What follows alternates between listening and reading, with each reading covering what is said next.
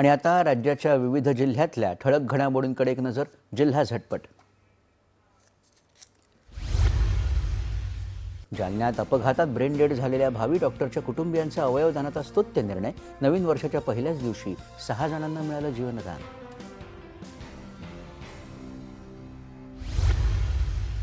आगामी निवडणुकांच्या पार्श्वभूमीवर जनजागृती करण्याकरता नागपूर शहरात स्वीप अभियानांतर्गत शहरात लावण्यात आले सेल्फी पॉइंट्स. आयुक्तांसह तरुणाईने सुद्धा काढल्या सेल्फी.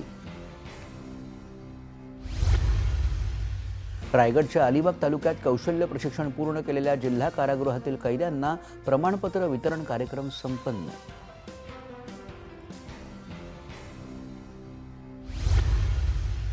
गाळमुक्त धरण गाळयुक्त शिवार अभियानांतर्गत हिंगोली जिल्ह्यातील जलेश्वर तलावातील गाळाचा लाभ घेतलेल्या शेतकऱ्यांना महसूल मंत्री चंद्रशेखर बावनकुळे यांच्या हस्ते अनुदानाचं वितरण.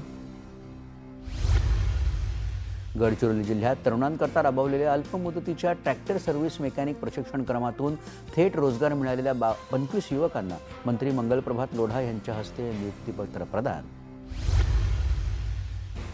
बीड जिल्ह्यातील नव्या सहकार भवनाच्या प्रस्तावित 5 मजली इमारतींचं उपमुख्यमंत्री तथा बीडचे पालकमंत्री अजित पवार यांच्या हस्ते भूमिपूजन. कोल्हापूर महापालिका निवडणुका पारदर्शक, भयमुक्त